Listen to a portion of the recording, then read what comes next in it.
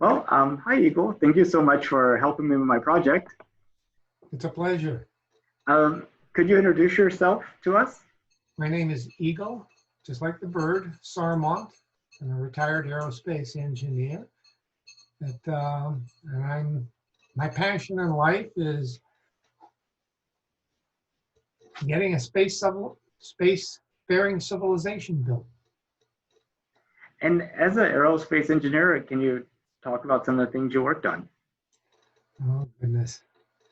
Started out with fighter planes, leading design teams, designing the overall vehicle. Started doing that at Northrop back in the early 80s. And then from there, I went to Lockheed to work on the F-22 proposal, or prototype, I should say. And from there, I went up to Lockheed Missiles and Space, where I worked on satellites and launch vehicles. And then I got invited to work at the Skunk Works. So played around with it for quite a while. And you mentioned that one of your passions is creating a spacefaring civilization. Mm-hmm. And I was wondering, what does that look like to you? Well, there's space colonies, there's cities on the moon, on Mars, on asteroids, on the moons of Jupiter and Saturn, you name it. If you've read about it in science fiction or seen it in a movie, I think it's all possible. And the only thing that's stopping us from doing it right now is what I call affordable to everyone spaceflight. A great historical example is the Transcontinental Railroad. Prior to the building of that railroad, the U.S. went from the East Coast to the West Coast, and the middle was pretty much empty, unless there were rivers and riverboats could get there. You could have gone out to Colorado in 1850 and built the biggest cattle ranch the world has ever seen, but it wouldn't have done much good because there was no way to get the cattle to a big city where people would want them. It took the railroad to make that happen. And that was that's what tied this country together, East Coast and West Coast, and opened up the entire middle. It was affordable transportation, affordable to everyone. It wasn't, the West didn't get settled by government programs. It got settled by individuals with millions of dreams, actually, whether they were farmers or starting a factory of some sort, or cattle ranching, or running a saloon, whatever. But it took all of those dreams, but it took affordable access for that to happen. And I think that's the only thing that's in the way of us building a spacefaring civilization at this point. Spaceflight, so cheap that anybody who has the dream and the desire can go down to the spaceport, plop down their credit card, buy themselves a ticket, and fly. And in that type of a situation, you will have industries in Earth orbit, whether it's making electronics, microchips, or pharmaceuticals, or hospitals and hotels and retirement communities and research facilities. You get enough people in orbit, and at that point, no matter how cheap space flight is getting into Earth orbit, it will always be cheaper to get materials from the moon because less energy is involved. So there will be a push at that point when there's enough people up there to return to the moon. I think the return to the moon program is great, but that's not the key ingredient. The key ingredient is affordable to everyone, spaceflight. And do you think it's just a matter of time for us to get affordable spaceflight, or do you see some blockers that need to be removed in order to make it happen? in complete honesty, we've had the ability to make spaceflight affordable since the 60s. Remember the X-15, the rocket plane? It hit a top speed of about 6,000 miles an hour, if memory serves. 199 flights. It was a reusable space plane. And on its highest flights, it was over 50 miles in altitude, which, according to the US Air Force, that is space. It had reaction control rockets because the wings on it didn't work at those altitudes, even at those kind of speeds. They were in vacuum. The plan, it was an air-launched rocket plane. There were plans to add a scramjet to it to increase its performance. There was also plans to launch it from the back of an XB-70. I don't know if you remember that. This is another 60s aircraft. This was a Mach 3 bomber. This was the delta-winged Canard. Big, beautiful white. It looked like it was doing Mach 2 just sitting on the ground. Two of them were built, one crashed. It was a photo op, and one of the chase planes got caught in the wingtip vortex, got sucked in and hit it, and both planes went down. It was rather unfortunate, but it would have been a great carrier aircraft. Another one of the plans for the X-15 was to attach a small two-stage rocket to it so it could launch satellites into orbit. At that point, it would have become a reusable first-stage launcher, which is effectively what the Falcon 9 is. It's a reusable first-stage launcher. So these ideas all existed back in the 70s or 60s. Another idea that existed back then was the idea of using a ground accelerator, Mach 1.2 or faster, mountaintop ground accelerator. Again, launching a reusable vehicle. The fun thing about a ground accelerator, Mach 1.2, it reduces the amount of velocity the rocket needs to achieve to reach orbit. This reduces propellant fraction. Any vehicle consists of basically three parts: the empty weight of the vehicle, the payload of the vehicle, and the amount of propellant it carries. Current rockets are about 86, ballpark numbers, 86% propellant at takeoff. All of them. It might vary a little bit depending on the propellant type, but that's pretty much it. The empty weight of the vehicle is 12, 14%. What's left over is the useful payload. If you apply that to the Falcon 9, it's about 1.2 million pounds at takeoff. It delivers a useful payload of 6,000 pounds to the International Space Station. That's a useful payload fraction of 0.5%. This is why rockets cost so much.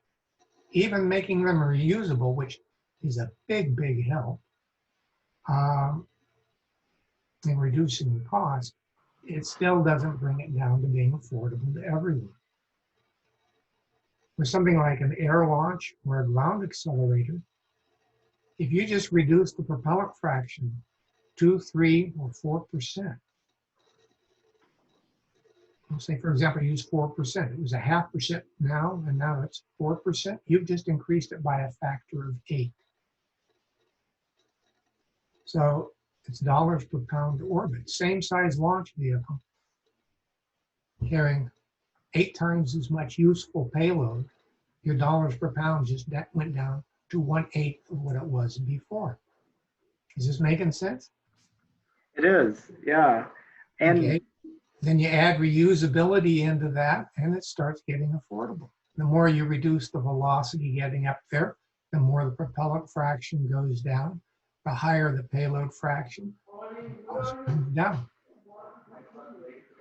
So you mentioned the X-15, and that kind of made me think of Virgin Galactic with their their suborbital flight. Do you see that system eventually maybe evolving into something like actual orbital spacecraft at some point? Sure. They've already tried launching a satellite, an air-launched satellite launcher. Pegasus, it's an air-launched vehicle. Let's see, who else has done air launching here? Back in I think it was the 70s to the 80s, there was a satellite, anti-satellite weapon made by the Air Force. It was launched from the underside of an F-15 fighter plane. It would go supersonic, pull up, launch, and it would shoot a missile up into space. Anything that reduces the size and the cost and increases the payload fraction reduces the cost to orbit. That is the path to go. And this was known back in the 60s. In many ways, what stopped that research was the space race and we go to the moon by the end of the decade. Nobody thought that system could be implemented in time to meet the end of the 60s timeline. So that research kind of got sidelined in order to build the Saturn V. People have kind of gotten stuck in a rut, which is bigger and bigger rockets.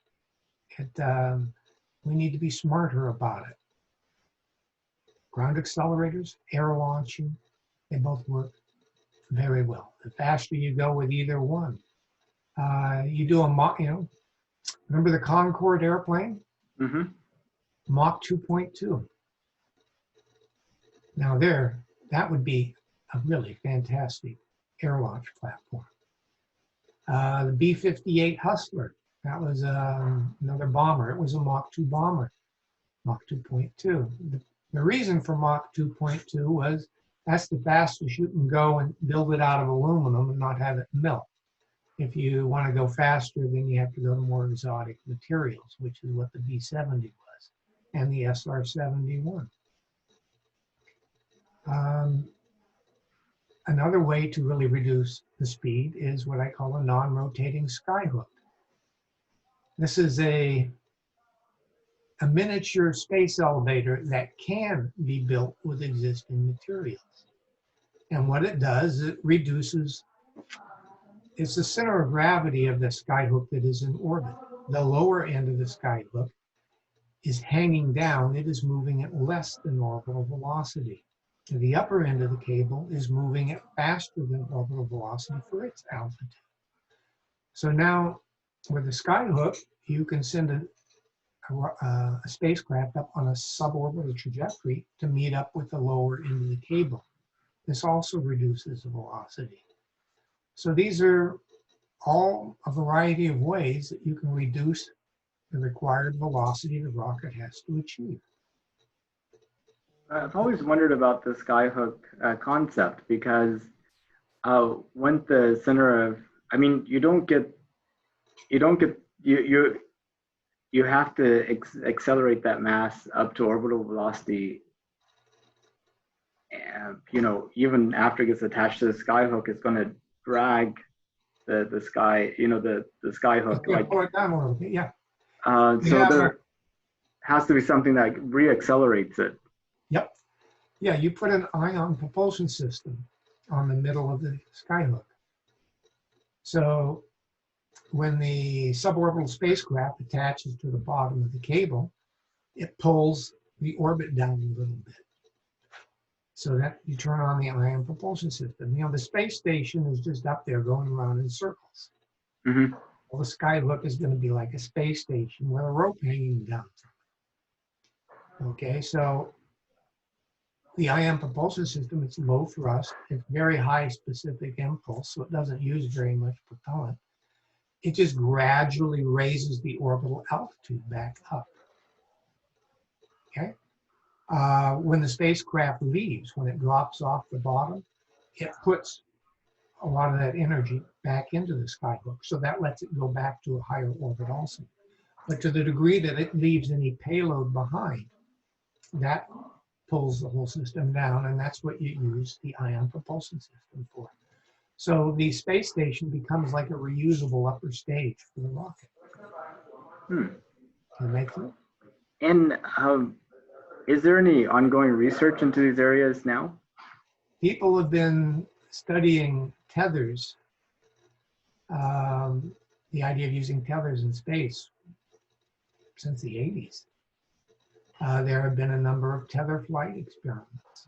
Some of them have worked, some of them haven't. There's a learning curve with everything that is done. But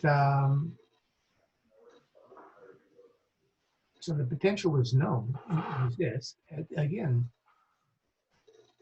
for whatever reason, NASA hasn't done a lot of innovative work for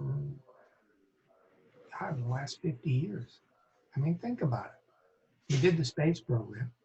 We built going to the moon. We built the space shuttle. And it's pretty much come to a halt since then. And here we are finally returning to manned space flight. And it wasn't NASA who did it. It was Elon Musk. Boeing is also working on their Starliner, which is fantastic. But NASA has stopped being a source of innovation, and I find that very distressing, but I have to face the truth of it. Actions speak louder than words. What have they done that is wonderfully innovative about space flight in the last 50 years? I haven't seen anything. Yeah, I mean, you have the rovers that landed on Mars and the New Horizons mission and yes, that's it. I'm talking about manned spaceflight. What have they done? Manned spaceflight. Okay. Yeah. Manned spaceflight. I mean, pretty much you have just the ISS as pretty much the only thing. Mm-hmm. Like since 2011. Well, you mentioned about Elon Musk launching the Dragon instead of like NASA doing it, and some people would kind of argue that that's actually a big step in the right direction, since a lot of these government programs aren't able to reduce the cost and really focus on efficiency and yeah, I agree. So I think if it's going to go forward at this point, it has to be commercial. And what the government can do is create a demand. The space station creates a demand for flights. So let's let the commercial providers do that. Making a moon base in the return to the moon program, it creates demand. Let's let the commercial systems. Look at the space launch system. I mean, the costs, I've been hearing it's $2 billion plus per flight. I'm sorry, we're never going to have commercial space flight to the moon with prices like that. Well, apparently each engine on the first stage is $100 million each. Well, those are the space shuttle main engines. Right. So that's $400 million just for the engines on the first stage, and it's a throwaway first stage. ULA was talking about this concept of smart reuse, where they would actually have the first stage on the Vulcan rocket parachute. The engines would detach and parachute down. They would catch it with the helicopter midair to try to reuse those. It seems like, for $400 million, it might be worth investigating at least something there. Yep. Yeah, but even that isn't going to be enough. Again, it always comes down to the payload fraction. You have this big monstrous rocket, Now, when you go to larger rockets, there is an scaling advantage where the useful payload fraction goes up. There's useful payload, and then there's gross payload. In the case of the Saturn V or something where you're including a spacecraft in an upper stage, you want to look more at gross payload because that includes the upper stage, which isn't payload being delivered, but it's part of what gets you to the moon. Anyway, the useful payload of an average launch vehicle, 1.5, maybe 2%, depending on the size of the vehicle.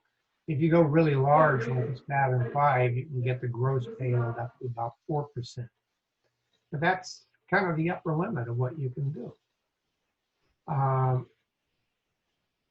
You make the launch vehicle reusable, that helps, but it's still going to be frightfully expensive. Even look at the cost of these astronauts going up on the Dragon here with the reusable first stage Falcon 9. It's still beyond most people's reach, unless you're a Dennis Tito or somebody like that. But well, even Dennis Tito might have some challenges with today's prices. I think what he paid to go to the ISS may have been a bargain. Oh, what was 20 million back then? Yeah. No, and now I think it's like 55. Yeah. Well, you know, part of it's inflation too. But no, if you really want to break the barrier down and get it down to affordable to everyone, you have to increase the payload fraction of the launch vehicle. I mean, look at other vehicles, ships. They have 70, 75% payload fraction. Trains, my God, they have a really high payload fraction. Trucks, they have a really high payload fraction. Your car, goodness, it's 20% payload fraction. Airplanes, airliners, well, it depends on how far they're flying. Really long range ones, they have payload fraction is 6, 7, maybe 8%. Short range ones, it might be 15%. But that's enough. And they pay for themselves, that and the high flight rates. You need totally reusable rockets, higher payload fractions, and higher flight rates. And that is the path to affordable spaceflight. And the only way I know of to do that is reducing the velocity to orbit, whether it's air launching, ground accelerators, sky hooks, or a combination. Actually, the combination is what works best. And what do you think about Elon Musk's plans with Starship? I think it's fantastic. Again, it has a basic limit to it. His payload fraction is still limited by his propellant fraction. He is working at bringing down costs by going to more shipyard-style construction techniques. I think it's fantastic. It's an idea that's been around for a long time. Oh God, what was his name? A fellow back in the 60s or 70s was proposing it. It was called Sea Dragon. Have you ever heard of that one? Vaguely, I can't think of any details though. Well, this was a super large rocket built in a shipyard, welded up out of steel, and it would launch just by floating in the ocean. It wouldn't have a launch pad. They'd put it in the water, fill it up with propellant, tow it out with some tugs to the ocean, and light the candle. Built in a shipyard, using shipyard techniques, just weld the thing together. And effectively, that's what Elon is doing, though he's not doing the sea launch. You know, he's welding together stainless steel. And he's starting with he's keeping it as simple can be. He's having a high failure rate. That's okay. Every time he has a failure, okay, this went wrong, so we beef up that part. Everything on that vehicle, by the time it flies, will be there because it's earned its way on. It's a very interesting approach. I like innovation. I think it's very innovative. The main drawback to it is it will still have the high propellant fraction and the low payload fraction. Yeah, but they're If, talking about being able to maybe reclaim carbon dioxide from the air and generating methane right there on site. Then at some point, like propellant is just energy. In terms of electrical energy, you just need to have enough solar panels, and you almost get it for just the depreciation cost of your plant and equipment. well, that's making the propellant.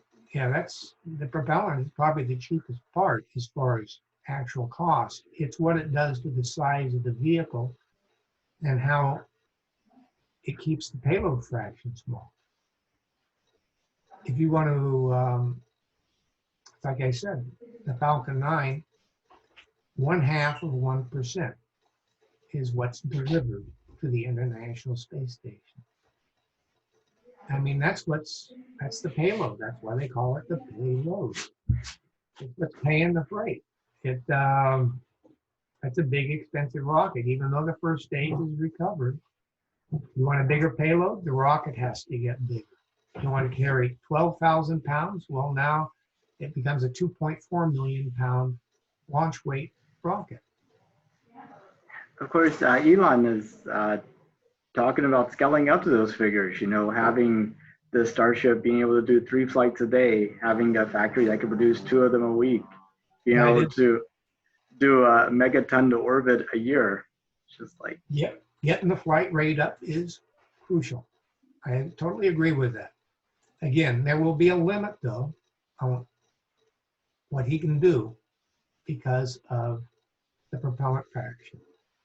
If you do something like a ground accelerator or an air launch, you can start really bringing that down. For example, a Mach 1.2 ground accelerator could reduce the launch weight of the Falcon 9 with Dragon from 1.2 million pounds down to about 400,000 pounds.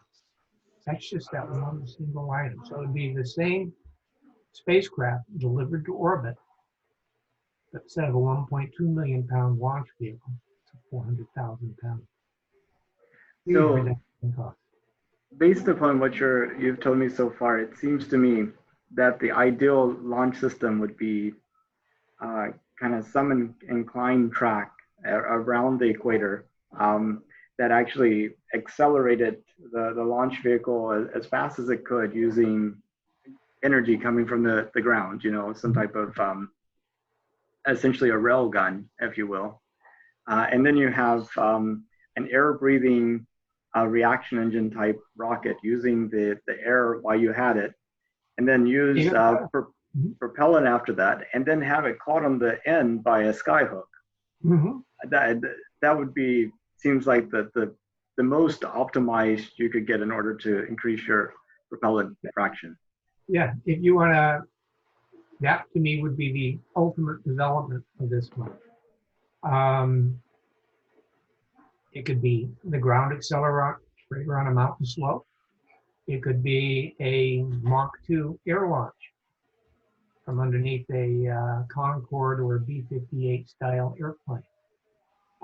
It could be have a air breathing scramjet combination rocket propulsion system that then flies suborbital to the bottom of the skyhook.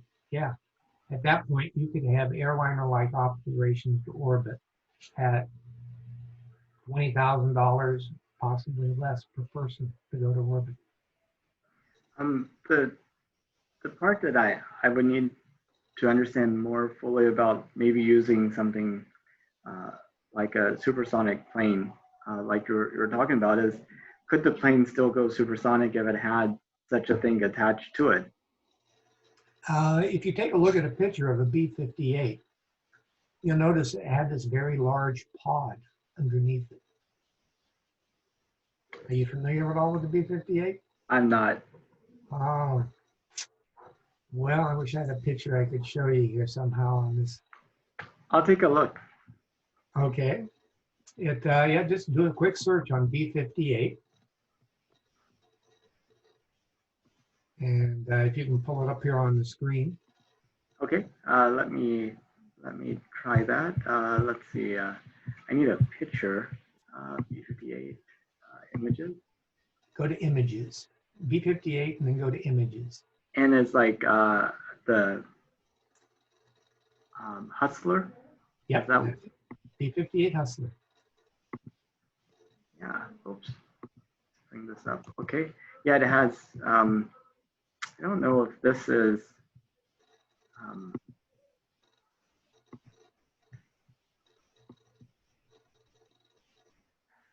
Yeah, you see the big pod underneath there? this one right here. Yep. See that pod there?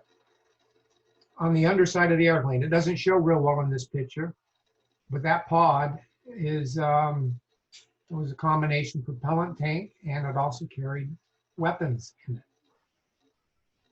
That replaced that, and it went supersonic with that on it. It would cruise at Mach 2.2 with that pod underneath. Now, instead of having that as a fuel tank, we're going to put the launch vehicle there. And since we're not having to cruise and go distance, this is more of a supersonic dash situation. It takes off, it flies sonically to where it needs to be to launch. It gets going the right direction. It accelerates up to Mach 2.2. It launches the rocket, and then it slows down, goes subsonic, and returns to the launch site to pick up another launch vehicle. That would be the way that goes. So it's only going to be spending a very short time there. It's not doing a long distance cruise. It just has to get up to speed, do the launch, and turn around and get back. So obviously the B-58 wouldn't be large enough for a manned vehicle, but it's that type of an airplane that you would use. It would just be larger. I went to a museum once, actually not that long ago, outside Omaha, Nebraska, the Strategic Air Command Museum, and they have a B-58 there. It's a remarkably small airplane, considering what it was capable of doing, flying halfway around the world at Mach 2. So, yeah, it's that would be a perfect form of air launch, much better than a subsonic air launch. And again, it'd be built with aluminum. Well, what do you think about the space elevator? It seems like if you had the materials to build it, that would be the ultimate. No argument at all. That unfortunately, it's having the materials needed to build it is the big if. The strength to weight ratio of fibers to build the cable for a Earth's surface to geostationary orbit space elevator, about 10 times the strength to weight ratio of the very best materials we have today. It's theoretically just an absolutely wonderful idea. It is so far away from what we are capable of doing. Who knows when it will be available. The nice thing about the Skyhook, it's a pint-sized version of it that we can build with today's materials, and it lets us get started. Over time, whether it's 20 years, 50 years, or 100 years from now, that we have materials strong enough to build the Skyhook, it will give us operational experience. It will still reduce the cost of orbit. And as materials get stronger, the cable can be made stronger and longer and give more and more velocity reduction. So it allows for evolutionary growth instead of, I guess I think of the Earth surface to geostationary orbit space elevator is kind of like the 747 of Tethers when we're back at the Wright brothers. There's no way in the world the Wright brothers could have started out building a 747. It had to go through the progression, the learning curve. And that's where we're at with Tethers. We need to start with learning curve. We don't have the materials yet, but we can easily build a 600-kilometer long skyhook. For cost, I believe in evolutionary approach in engineering. So I would start with a 200-kilometer long one. But using today's materials, we could, once we start getting some experience with it at 200 kilometers, we can start adding length to it. And then use the ion propulsion system on the central station to increase the orbital altitude of the station so that the bottom end of the cable is still at about 165 kilometers up.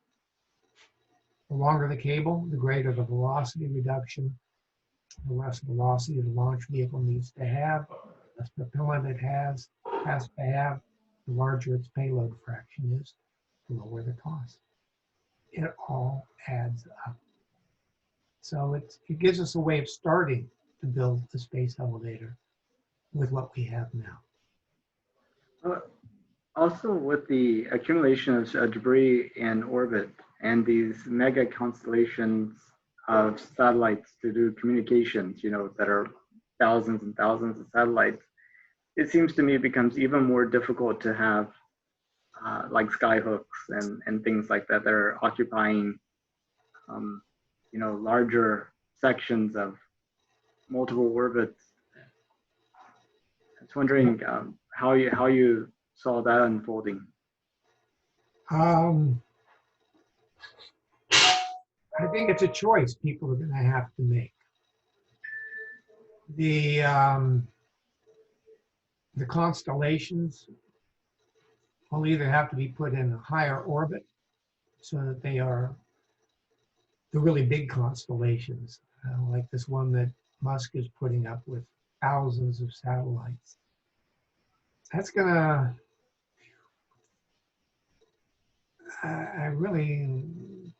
I'm concerned that that is a mistake. He's going with a lower orbit to keep costs down. But I think once the market is proven, they'll probably want to go to larger satellites, fewer of them, and in a higher orbit to get the coverage. And otherwise, we're going to clutter up lowered orbits such that manned spaceflight is going to become impossible. It's one of those basic choices in life. Which do you want? You can't have both. Personally, I want to see a spacefaring civilization get built. To me, that means affordable manned spaceflight or crewed spaceflight. Because men and women, we need them both if we're going to build a civilization up there. It's the new frontier. So no, there is a difficulty there. All the debris.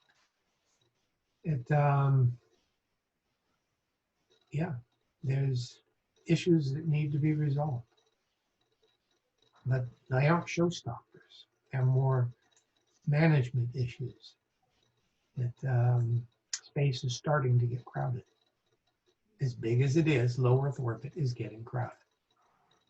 Now, I think if you talk to most people in college and high school and middle school, they're not engaged with the space program, or they don't have that vision of a spacefaring society.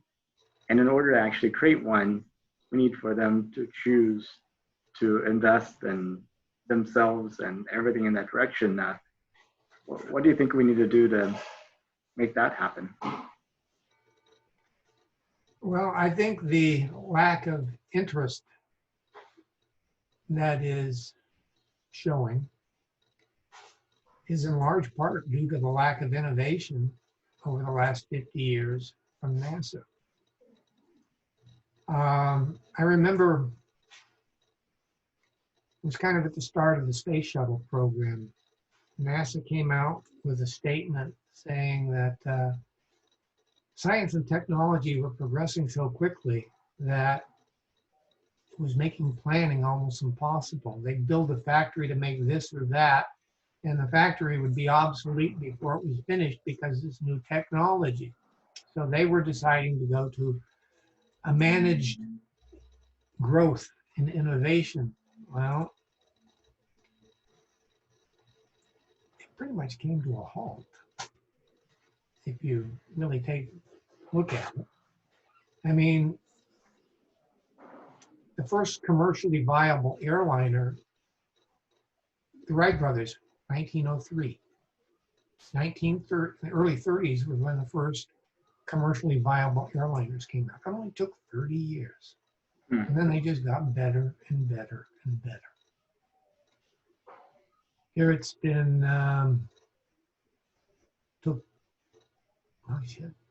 pardon my English. It's been 60 years since the first manned space flight.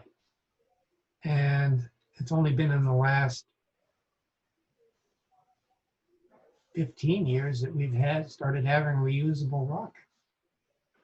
And they're not totally reusable, they're reusable first stage, which is a great step forward.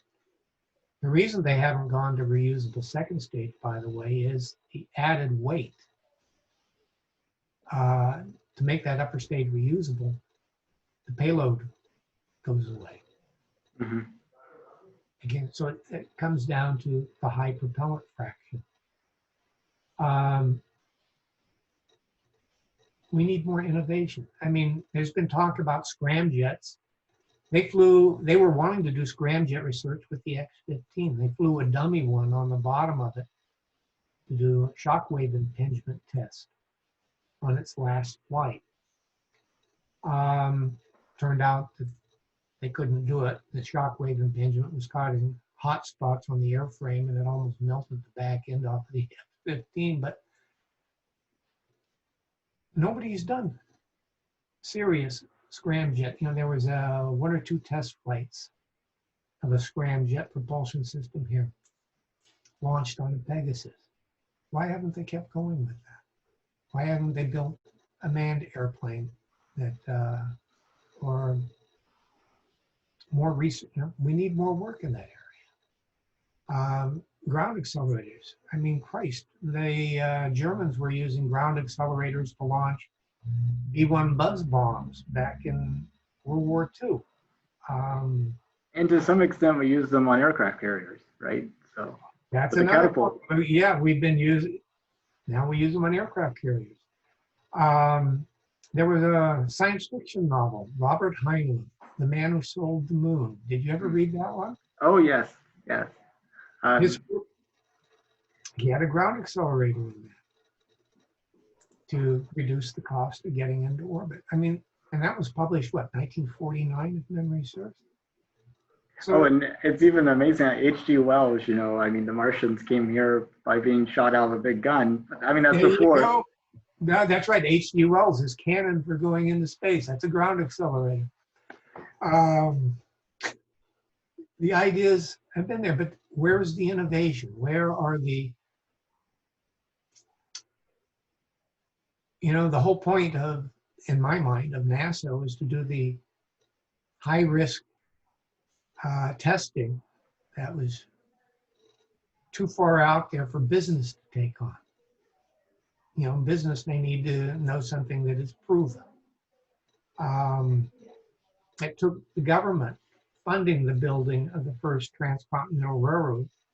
And once it was proven and it worked and it could be done, commercial business started building more and more. And we ended up building an entire network of railroads going across the country, whether it's from the northern states to the middle states or the southern states. There's a whole bunch of routes across. Those were all commercially developed after it was proven. So we need NASA to do the innovative work to prove that this is possible, to take the risk out of it. So commercial interests, whether it's Elon Musk or Richard Branson or Jeff Bezos or somebody else, Firefly and let's see, Rocket Lab, start pushing things forward. So who would have thought that New Zealand would be the only other country that had a private capability of launching satellites? I mean, that's pretty, I mean, I don't think anybody would bet on that 10 years ago. Yeah, Yeah, it's really a kick. I think what they're doing is fantastic. It's a beautiful little rocket they've built. It would be a prime candidate for putting on a ground accelerator and shooting up a mountain slope. It could noticeably increase their payload fraction. And I know they're working towards being reusable. It would give them, if you take some of that reduced propellant fraction and the weight that gives you to make both stages completely reusable and still have an increased payload capacity, those are the ways you reduce the cost. Have you heard of spin launch? That's another form of a ground accelerator. Yep. Yeah. So it'd be interesting to see how that works out. Yeah. I guess I'm kind of partial to one that just goes straight ahead.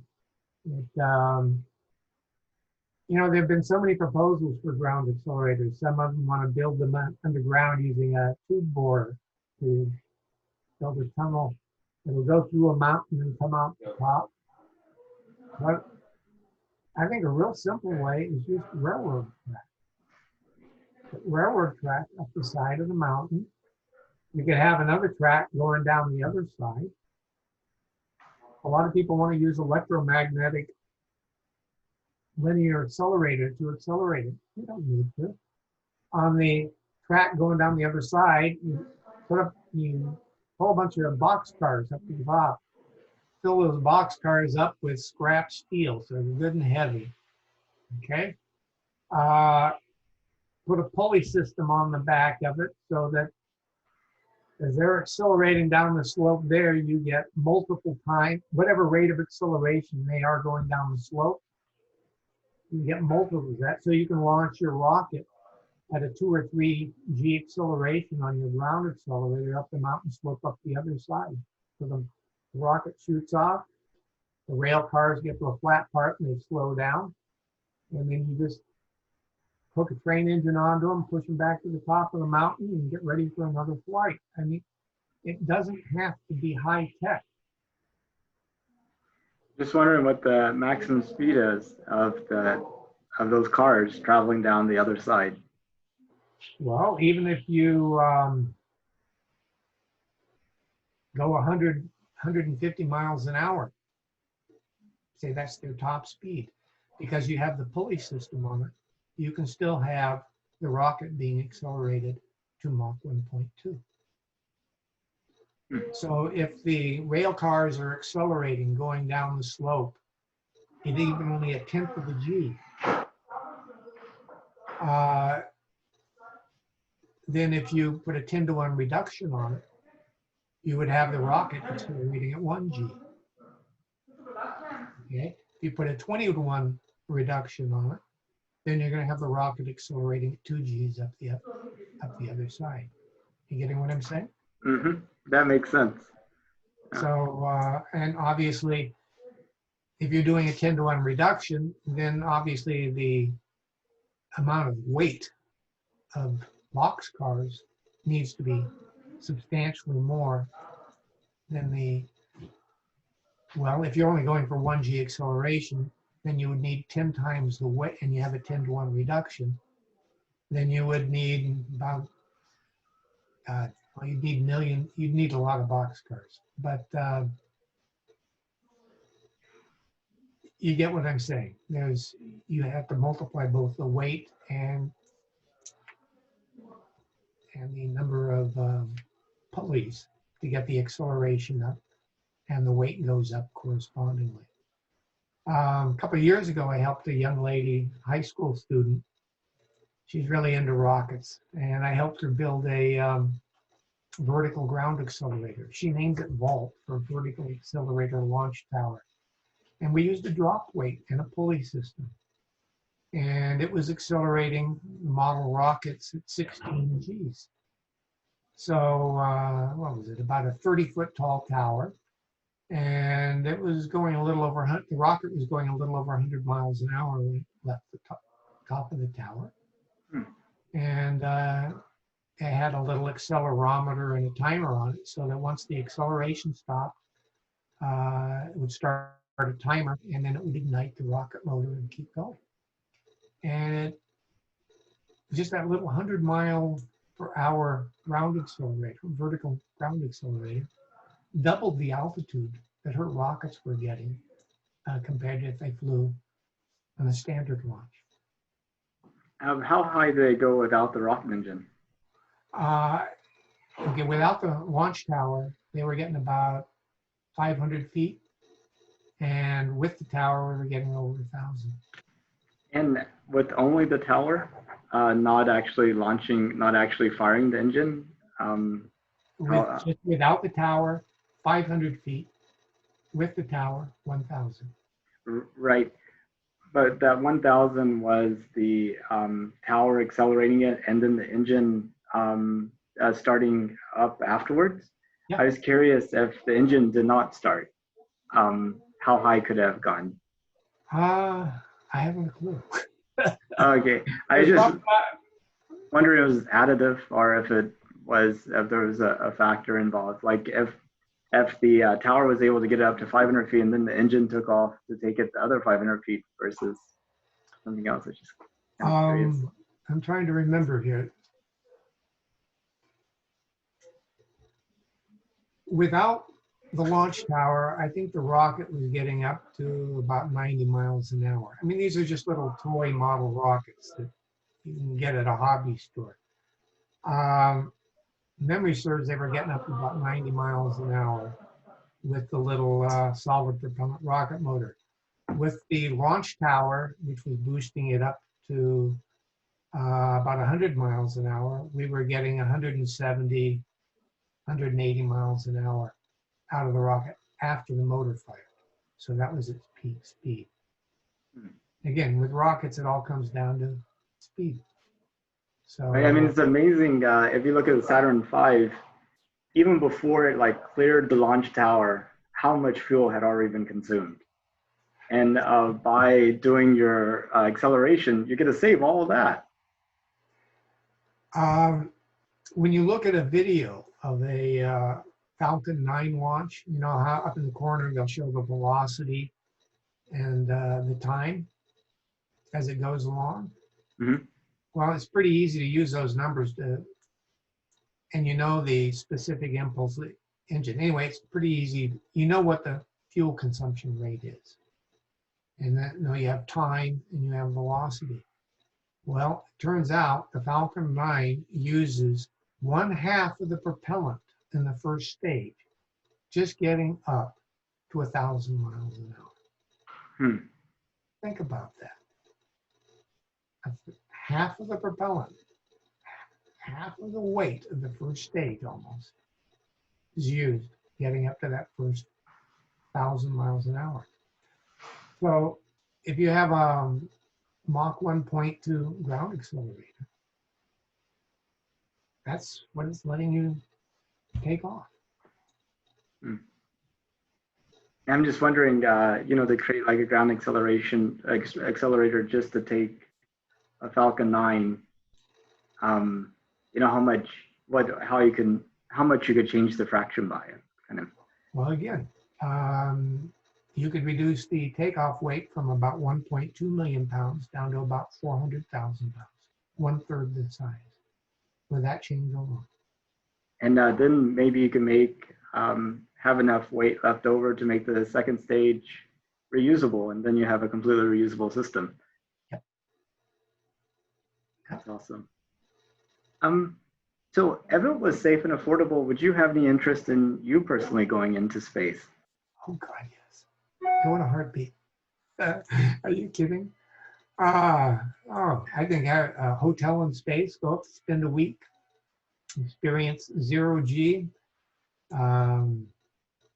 God, a zero-gravity swimming pool would be a kick in the butt. How about a spherical canister up there, coat the inside walls with something like Teflon so the water wouldn't want to stick to the walls by the surface tension, but so the water would stay as a ball in the middle, and you could just push off from the wall into the ball of water and swim through the other side.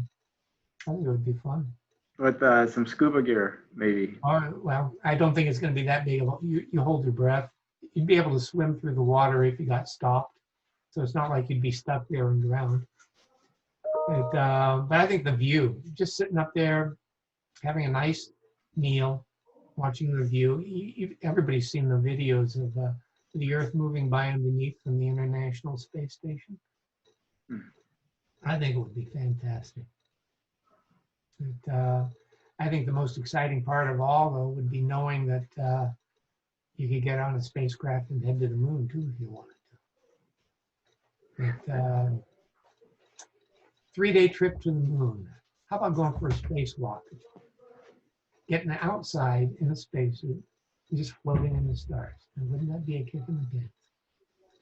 It could be. It could be scary. You know, not everybody answers the question the same way. There's a lot of people who are afraid of going to space, Okay. or have no interest in it. One time I was interviewing a daughter and a mother together, and I asked that question, and the mom's like, "Yes, I'd love to go," and the daughter's like, "No, I don't think so." And the mom was surprised by the daughter's reaction. Yeah, I guess I've had such a passion for it my entire life. I have a hard time understanding.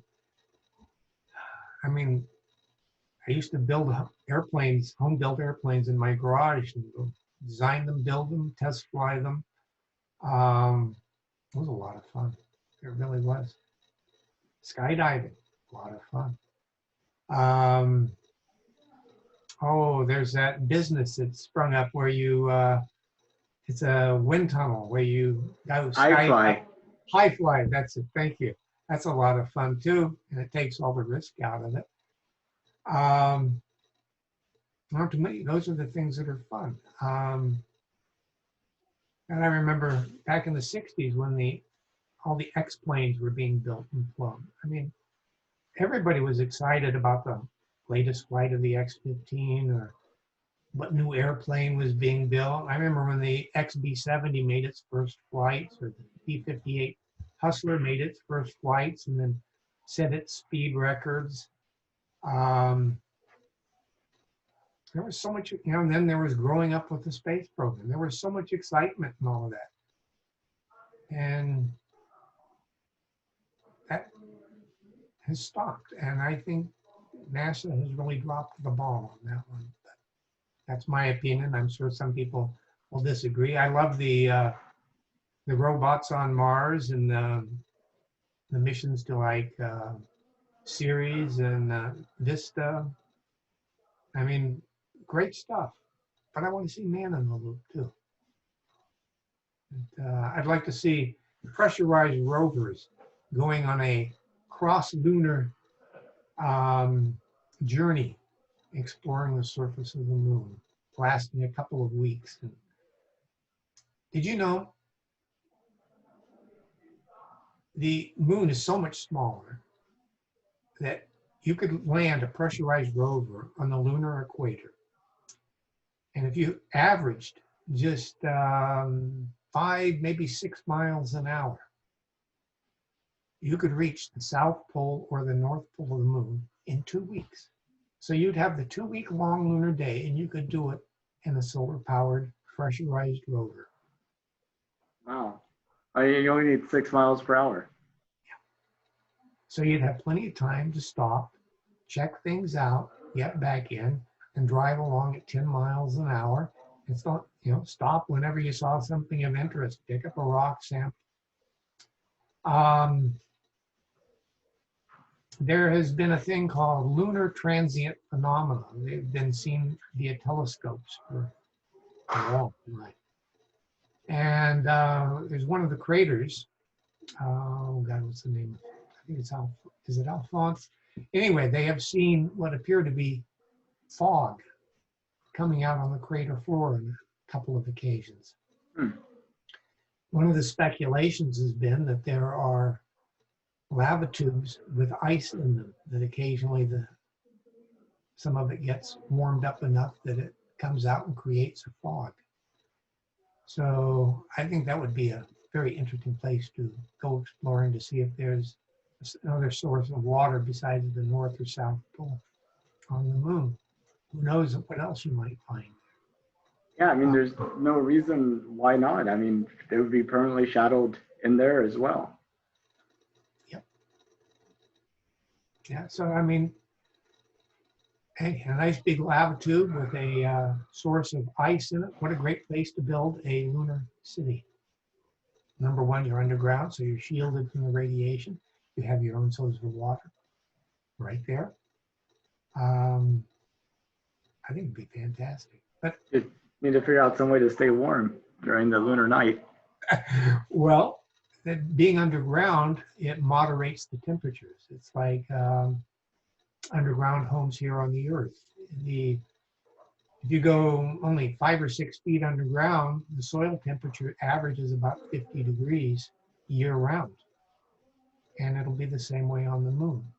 I don't know what the average temperature is there if you're down far enough, and it's a 2-week long cycle, so it might have some variation into it, but it won't be the minus 250 to plus 250 that's on the surface. And it will definitely protect you from micrometeorites and radiation. Yeah, the poles do have the advantage that you have 24/7 sunlight for solar power. If you're not at the poles, you're either going to have twice as much solar arrays so you can charge up batteries for the night, or you're going to have some kind of nuclear power plant. But let's make getting there affordable so we can start exploring those possibilities. One of the neat, you remember Gerald O'Neill in his book, High Frontier, he talked about building a mass driver, which is a ground accelerator, for launching lunar materials out to the L2 gravitational point of stability, where it would then be collected and used for building space colonies. Still a valid idea. It gives economic justification for a city on the moon. They're mining the moon. That would be the primary initial occupation, growing food there for export to space stations and construction facilities for where they're building large space stations for people to live in. That would be another export, as long also the water for making rocket propellant. So there's a number of activities that are economically justify the building of a lunar city. Again, we just got to make getting there affordable. Oh, that's another thing about the skyhook. The upper end of the skyhook, when it's long enough, it lets a spacecraft releasing from the upper end go to the moon without needing an upper stage. Remember when the Saturn V took off, the first 2 stages put the upper stage, the lunar lander, and the command and surface module in orbit. It was that 3rd stage that sent it on its way to the moon. The service module slowed it down into lunar orbit and then sent it back to the Earth at the end of the mission. So with this combination launch system that we've been talking about, if you have the skyhook in it, first off, you eliminate, by getting to the bottom of the skyhook with a fully reusable system, that takes care of the first 2 stages of the Saturn V. The upper end of the skyhook eliminates the need for the 3rd stage. So now all you need to go to the moon is a command and service module. And if you have a space station in orbit around the moon where you're going to keep the lunar lander at, you don't have to take that with you each time either. And if you have rocket fuel being made on the moon, now the Apollo command module and service module only need to carry enough propellant to go from the upper end of the skyhook to lunar orbit, where it gets refueled and comes back. So all of that big expensive parts of the original moon program, the Saturn V with its first 2 stages for getting orbit and the 3rd stage for going to the moon, are no longer needed. Everything is reusable. Is it making sense how it can be made affordable? It is. Yeah, no, it's we just need to inspire some engineers and entrepreneurs to make it happen. Mm-hmm. Oh, and if you want to look at a video of that little ground accelerator I made with that young lady, she made a video of it. It's on the internet. If you do a search for opening the high frontier. Okay. And you'll see a blog and website by that name.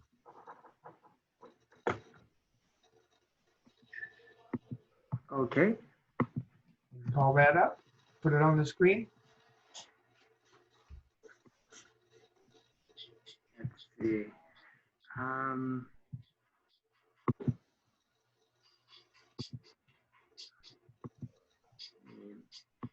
Bring that up.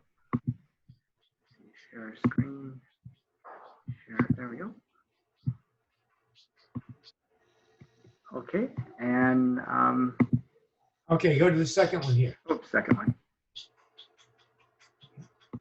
Click on that.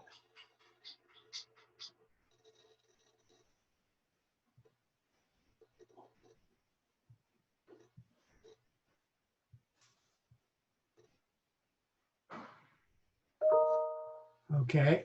First off, right there at the top there, there's a nice video there. If you have time, you should take a look at that. This is a video I just made here. Oh yeah, this is the one you sent me. I saw this one. Okay. Now scroll further down. Okay, keep going, keep going. Okay, videos. Vault launch.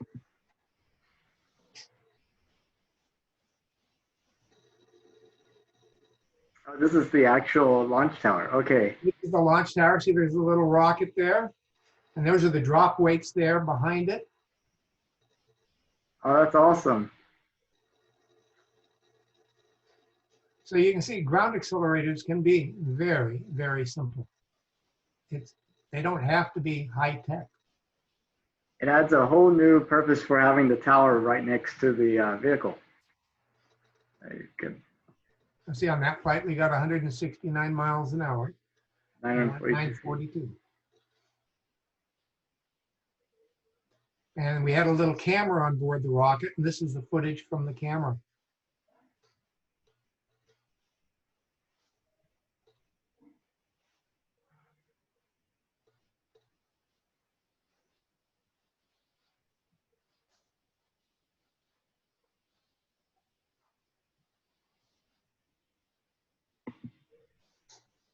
That's pretty amazing. Pretty amazing. I'll have to check that out some more. But that's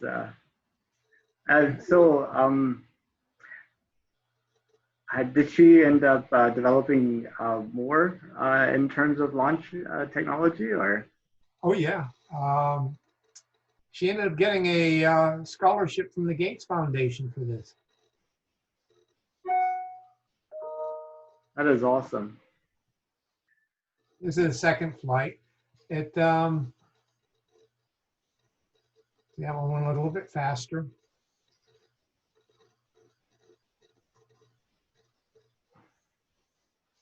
Anyway, that was the first rocket that she made for that. She made some other ones. She's going to school right now, which is taking up most of her time. This was a summertime project while she was in high school. That is pretty neat. Well, thank you for sharing that with me. I'll have to check this out. Okay, and yeah, if check out the other video or spread it around if you would. I will. It's pretty exciting. Well, Eagle, I really appreciate your time. Before closing the call, did you have any additional comments that you wanted to make? I just love what you're doing here. I spend so much time thinking about space. I don't really have I don't understand people who aren't excited about it, I guess is the best way to put it. So being able to watch your other interviews with other people who don't know anything about it and don't have much interest in it is quite an eye-opener for me. Maybe it'll help me find better ways to communicate my excitement, share my excitement of this, because imagine being late 1490s when Christopher Columbus was first sailing across. That must have been an exciting time. Or right after the first Transcontinental Railroad was built. What an exciting time. Or when the Wright brothers were making their first flights. The airplanes were first getting started. These are exciting eras of history. I think they're fun. And they put a smile on my face and a twinkle in my eye. I love that kind of stuff. So this is, God, I wish I was young. I mean, if I was in high school like that young lady, this is what I'd be doing. I want to be part of it. So I don't understand young people not seeing the excitement of it. The idea of being part of building a space colony or a city on the moon or going to Mars or asteroid mining. How about signing on as a crew member on a rocket that's going to go out and go asteroid mining or prospecting? There's risk. There's always risk. So yeah, you might have an accident and you might not make it home, but odds are you will. And you have a very good chance of coming home a multimillionaire. So you can then do anything else you want to do.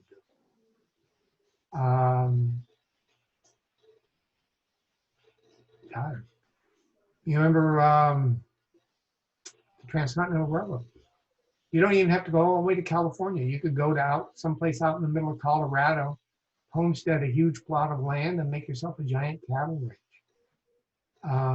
So the modern day equivalent of this would be to get a job on the skyhook. In your spare time, build yourself a small spacecraft that you can go out, homestead an asteroid, and build yourself a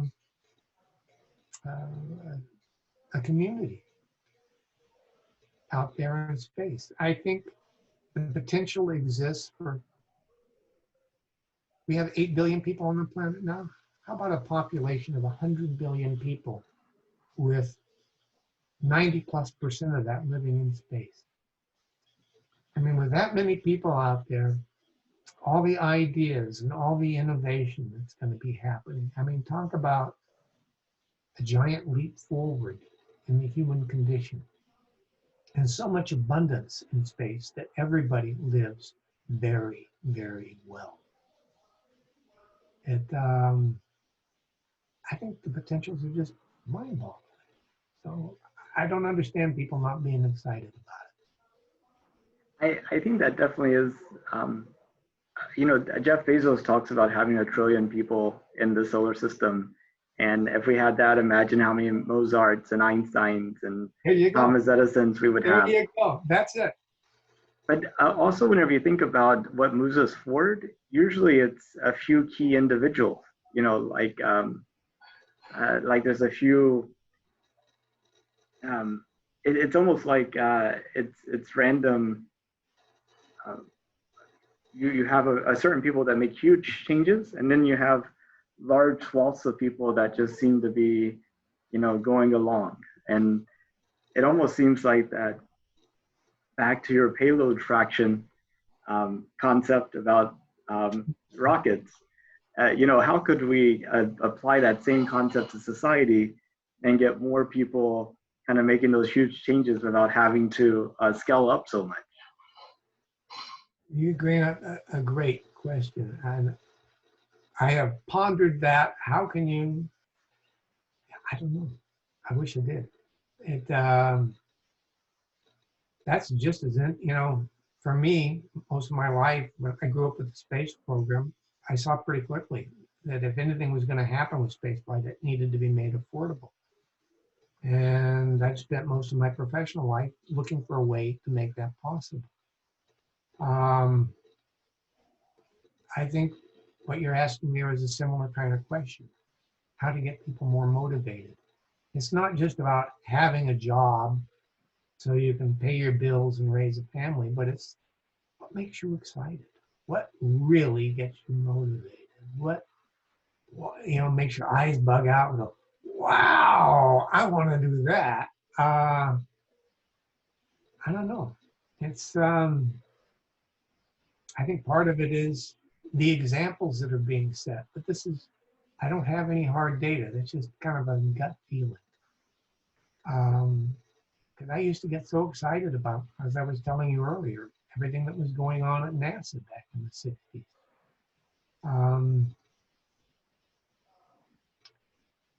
Yeah, how do you do that? I think, God, if everybody followed their passion, if there was enough wealth in the world that people didn't have to just spend all of the majority of their time just struggling to put food on the table, keep a roof over their head, that they could follow their passion. I think that might be part of it. If all the wealth that is out there in space, wealth in materials, wealth in power because of sunlight, I think the possibility would exist that more people would have a chance to follow their dreams. I don't know if that's the only factor. There could be others. I don't know. But I'd sure like to see it happen. Well, thank you so much, Eagle. I really appreciate your time. And I look forward to staying in touch, and I'll check out the High Frontier. All right. Thank you very much. And thank you for doing what you're doing with this. Countdown to the moon, baby. Thank you. You have a good day. You too.